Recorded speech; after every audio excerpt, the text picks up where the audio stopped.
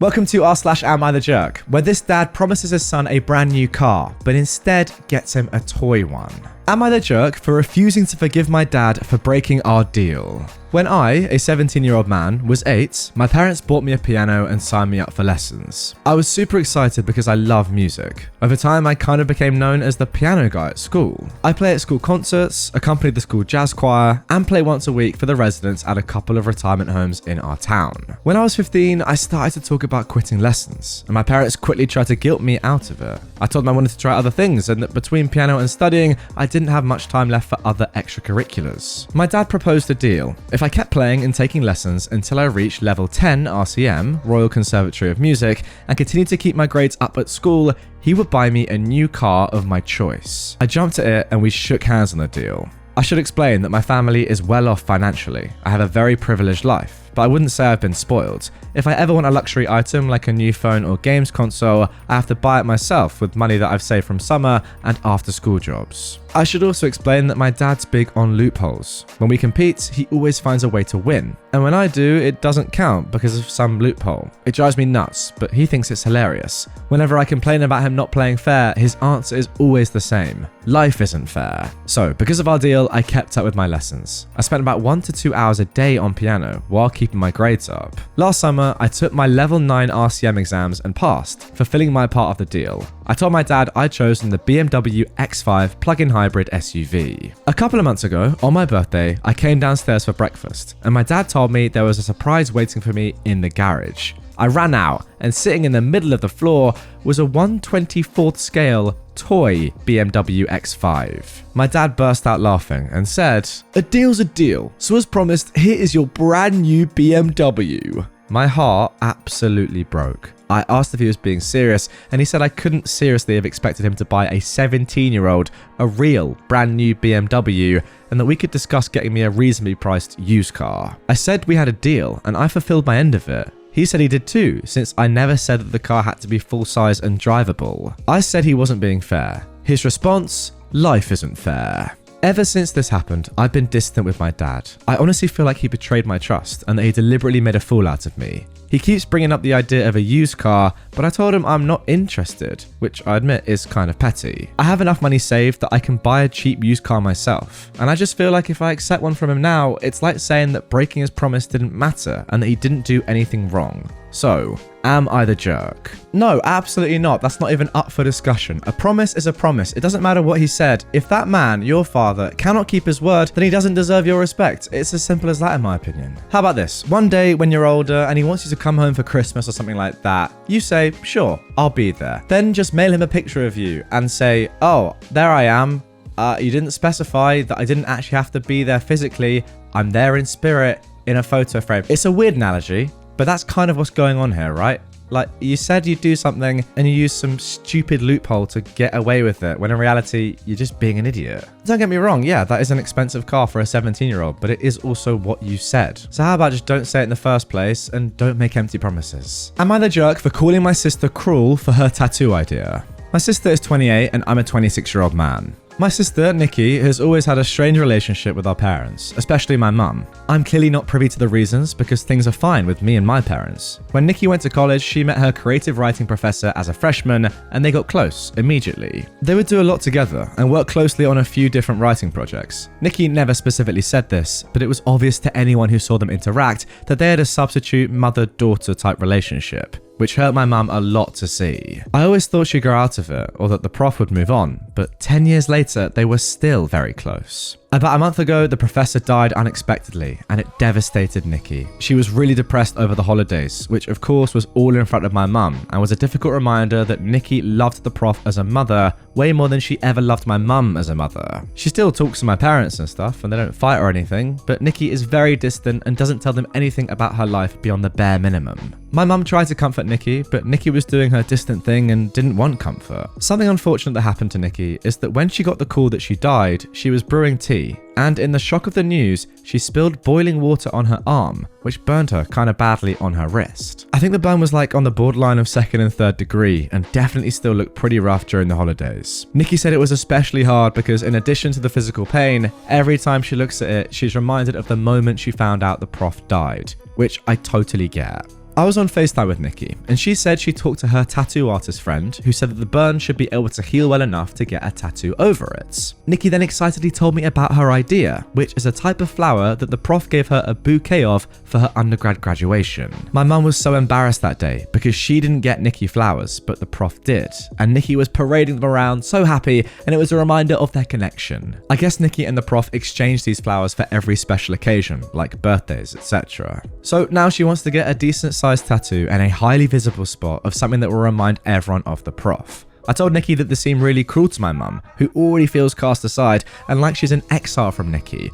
and that's without the constant permanent reminder. Nikki kind of scoffed and said, "I can't believe you think you have the right to tell me not to do this." She called me a jerk and hung up, and is still not talking to me except for a very brief text saying congrats for a promotion I just got. My parents aren't commenting. My dad said I should have just kept quiet, even though he agrees, and my mum made no comment but seemed grateful that I stood up for her. I feel like I was just being protective of my mum, but am I the jerk? Alright, I just had a look at the comments on Reddit for this one because, I'm always interested to see what people on Reddit are saying before I give my opinion, and I think we differ slightly. A lot of the comments are saying that OP, you are the jerk in this situation, and I get it, I really do. However, I think that's a little bit too strong to actually call you the jerk. I don't think you're in the wrong for this, really. I think in reality, you're just misunderstanding your sister's situation, because from your perspective, I get it. You feel like your sister is favoring someone else, and that's unfair on your mum, who you have a good relationship, and you don't quite understand it, perhaps. But in reality, you have to understand that your sister and your mum do not have anywhere near the same sort of relationship that you and your mum have. And in actuality, your sister has been very lucky in her life to have someone come in and replace her mum for that role, because her mum, for whatever reason, hasn't been able to do it. Nonetheless, it's clear that this person played a massive role in your sister's life, and getting a tattoo in that exact area, the timing of when you heard that person had died, yeah, terrible, but yeah, a great thing to do. And I definitely wouldn't say that she shouldn't do that. Look, I get it from your perspective. It's nice to stick up for your mum, and you probably don't get it, but from her point of view, that is probably maybe even the most important person in her life that's gone, and she wants to remember them. Am I the jerk for not giving my daughter her education fund money? I am a 54-year-old man, and I have 2 children, a 23-year-old daughter and 21-year-old son with my wife. When the kids were young, my parents set up education funds for both of them, which was very generous. My wife and I always expected our kids to attend college and then graduate school, as we'd done. I have a PhD, my wife has a master's. Because of this, we decided not to use the funds for our kids' undergrad degrees and didn't tell them about the money. My daughter has always been more into the liberal arts, while my son is more of a STEM guy. My wife and I worried about her ability to find a job, but she insisted on studying music and film in college. She was accepted to some top schools and chose to attend a rather expensive one, but she had scholarships to cover almost all of her tuition. Everything else, plus living expenses, was her responsibility. She lived in a very small apartment shared with friends in a not so nice area far from campus, but she was fine and learned how to budget effectively. After graduating, she luckily found a job that doesn't pay extremely well, but she enjoys, and scrapped the idea of grad school. My son decided to do engineering, and he also expressed that he had no interest in grad school. My wife and I were disappointed, but accepted it, since at this point he's already all set up with a very good job when he completes school. Since he did not receive as many scholarships as his sister, we decided to use his education fund to cover his tuition and living expenses. He was able to get a large and nice apartment of his own close to the school, which is important since his classes are so demanding and he needs a comfortable space to work. My daughter was confused and asked how he could afford this, and he told her about the education fund. She called us and asked why she didn't have one, and we told her she did, we just didn't use it because we hoped she would attend grad school. She seemed hurt by this and asked if there was any way she could have the money now. We explained that there would be a fee to simply withdraw the money for non-education uses, and if we chose to do that, it would belong to her grandparents, so they could put it towards their own use. She's been quiet and short when answering our texts, and hasn't answered our calls at all since then. I know that it seems unfair to her, but it's not really her money in the first place, and she's no longer in college. Plus, her brother only received it for educational purposes, and it wouldn't be right for her to just have it to spend now. So, am I the jerk? Now, I think it's pretty obvious in this spot that yes, OP, you are. However, OP has given us a couple of updates which we'll get to first before I give my overarching opinion. Update 1. I understand the consensus is that my wife and I are the jerks. I texted my daughter to ask if she wanted us to withdraw the money for her and what she wanted to do. This was her response. I don't care. Maybe they can transfer it to their other grandchild, who is 5 by the way, if the fee is seriously too much. I don't know about grad school, I haven't thought about it much recently. If I do apply, it wouldn't be for another couple years, and I hadn't been counting on having any financial help in the first place, so it really doesn't even matter. Thanks for asking though. Update 2. My wife and I are discussing our daughter's response and our next actions to resolve this situation. For context, my wife has always had a strained relationship with my daughter and did not approve of many of her life choices. She believes we should take our daughter's words at face value and assume she no longer wants the money. From some of the responses here, I fear that my daughter's response was out of resentment, and I suggested taking out as much money as her brother was given, so at least they received the same amount. Yes, that is the obvious thing to do here. She could use it responsibly towards rent, groceries, transportation, etc., or in some other way to further her career, so it would still be for educational purposes in a sense. My wife, though, is standing firm in her opinion, and we will continue talking it through tomorrow. Many have asked about where my parents stand on this. At this point, they're not mentally aware enough to really participate in the discussion. They did know about our grad school stipulation, and they thought it was fine. They also knew that we took out some money for our son once we were certain he was not pursuing an advanced degree, and they were fine with that as well. They said it was our decision as parents what to do with our daughter's fund, and they would support whatever we decided for her. It wouldn't be useful to ask them what to do with it now, but I've always said that whatever is unused will go back to their care. I've tried to call my daughter with no luck, which is why I sent the text. Despite what many have said here, I hope this does not end our relationship. Well mate, unless you fix up pretty quickly, there's a lot of danger that it might. I just don't understand how it took you such a long time to arrive at that conclusion that yes, you should have at least given your daughter the same amount as you gave your son. I'll have to have a look back through it, but from what I could kind of gauge the first time reading it, it didn't even seem as if your son was fully using the money on education. He didn't go to grad school. Same as your daughter. I don't really understand why there's a difference there. Okay, looking back now, fair enough, you used it to cover his tuition, but you also used it to cover his living expenses, but you didn't use your daughter's education fund to cover her living expenses? Like, off the rip, that just doesn't seem fair to me. I don't care if she's got scholarships for her tuition fees. Like, she's clearly clever. Why would you punish that? Clever and hardworking, I must say. You don't just get scholarships by being clever, that's for sure. Imagine hearing that your parents could have financially helped you, and then they just chose not to. Like, that is brutal. I'm sorry. And yeah, the more I think about it, if you want to have any relationship ongoing with your daughter, you need to at least just send her the money right now. Probably all of it.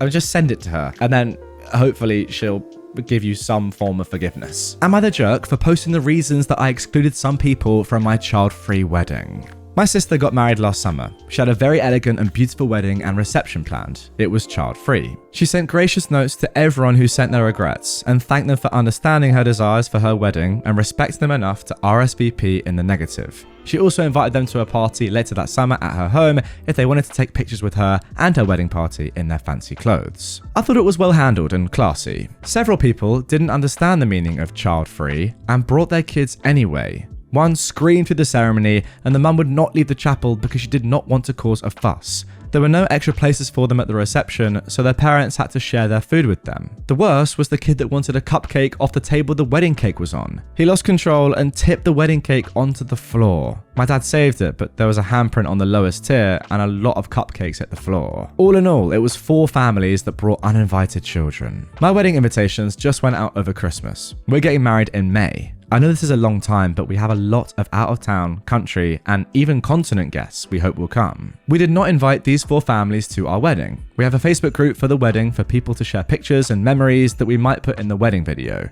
They found out about the group and posted to my personal page about being excluded and asked why we're not having them. I messaged them privately and asked them to take down their posts and explain that my wedding was smaller and I wasn't having as many guests as my sister. They went public again and complained about me excluding them for no good reason. So I posted the receipts. I also posted a video my cousin sent me of the kid crying during the ceremony and the parents doing nothing. The video of the kid freaking out because he had to share trout for supper. The before and after pictures of the wedding cake table. And I also asked if they knew in advance that they were not supposed to bring their kids to the wedding. Then everyone started piling on. To them. I guess there was a lot of stuff I missed, including one of them changing a kid on the table with the guest book because the closest bathroom didn't have a baby station. Now they're calling me a jerk for embarrassing them for having children and wanting to be part of family events. I said that they could not understand why rules were in place and that is why they were not invited. My uncle posted about how embarrassed he was that his daughter was one of these entitled jerks and offered to pay my sister for the cake that got wrecked. He'd been unable to attend and hadn't heard about the cake. So, Am I the jerk? Absolutely not. Very simple one here. And to be honest, I'm kind of just getting a bit angry thinking about this. If your sister has gone through all that trouble to really politely say, look guys, you're our good friends. We do not want your children here. It's my wedding. It's our day. I've made this decision. Yeah, it sucks for you because your kids can't be here, but I've made this decision on one of the most important days of my life. Do not bring your kids. And she said this in a lovely way. And then 4 different families bring their children. How angry would you be? Especially given the fact that they then seem to ruin the event. I mean, the handprint on the cake, the cupcakes on the floor. It just sounds devastating.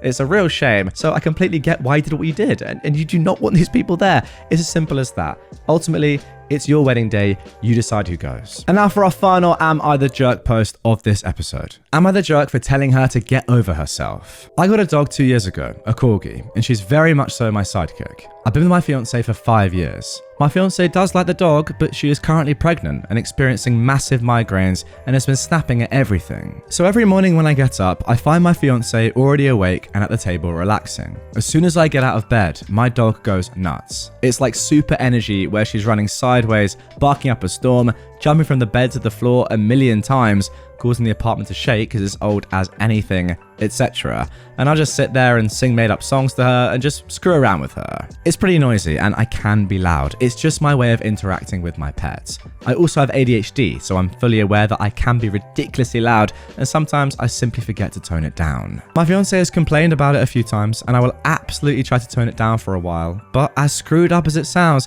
the second she stops complaining and it's out of sight, out of mind, I start doing it again. If I catch myself, I apologize immediately, but sometimes I don't even catch myself doing it. So she's been getting up earlier than normal because she says she needs peace and quiet away from you and the dog because she can't hear herself think when we get up. And then she starts getting migraines and being overall annoyed. But now she's complaining because I can sense her not in the bed anymore, probably after 20 minutes of her being gone and her warmth no longer being there. And then I'm wide awake and the dog senses it and you know. So she's now getting angry because she thinks I'm purposely not letting her have space and purposely annoying her with my behaviors. I'm not, truly, but it seems like it, I guess. I've tried just laying in bed for a while so she can relax, but I get stir crazy, and I also don't feel like I should have to stay in bed so she can be alone when I live here too. But she flipped this morning. I felt her sneaking out of bed this morning at 5 a.m. and tiptoe out of the room. I watched her sit at the table with her book. Well, the dog saw me awake and immediately goes ballistic, jumping on the bed, whining, barking, etc. She comes in and says, "Will you guys calm down so I can have time to myself for once?" I just side-eyed her because I'm getting annoyed at this point with her demands. She says, "Well," I tell her to get over herself. Just because she's pregnant doesn't mean I have to change who I am, or change how the household works, or change my dynamic with my dog. She immediately left after telling me to go screw myself and won't answer my calls. She's been gone for 6 hours. Well then, a very interesting one to end, I've got to say, because up until that last little point, I genuinely didn't think that you were necessarily being a massive jerk, OP. It felt to me more like just a kind of conflict of character, and I was questioning more whether you two should be together in the first place, which when you have a baby on the way is a pretty crazy thing to say, but yeah, that was the opinion that I was kind of leaning towards. But after seeing what you said at the end, you're definitely the jerk. Like, you just didn't need to say any of that. Are you joking? You wouldn't change how you are or how you live because of your pregnant girlfriend, wife, whoever she is. That is very selfish. Surely when somebody is pregnant, you have to concede some things and probably, yeah, not be as crazy loud around them, give them their time, etc. Whatever they want, really. It's a bit weird to say that. But overall, I would say the main thing is you guys just don't really seem that compatible. You just seem completely different. Maybe it worked for you before and maybe it will work for you again in the future, but you need to find some sort of resolution and definitely give her the credit she deserves and favor her, especially during this time when she's pregnant. Like, are you nuts? Actually, to be honest, the more I think about it, the more that you really could do so much about this. Like, surely get up and then just leave the house. Go on a very long walk with your dog. Like, if you really cared and you were less selfish, you would find so many ways to get around this. And you could find a very easy solution to come to, which would enable your girlfriend, your wife to have the time to herself and you to go and be loud and be crazy and your dog to go and, you know, exercise. Surely that's the solution.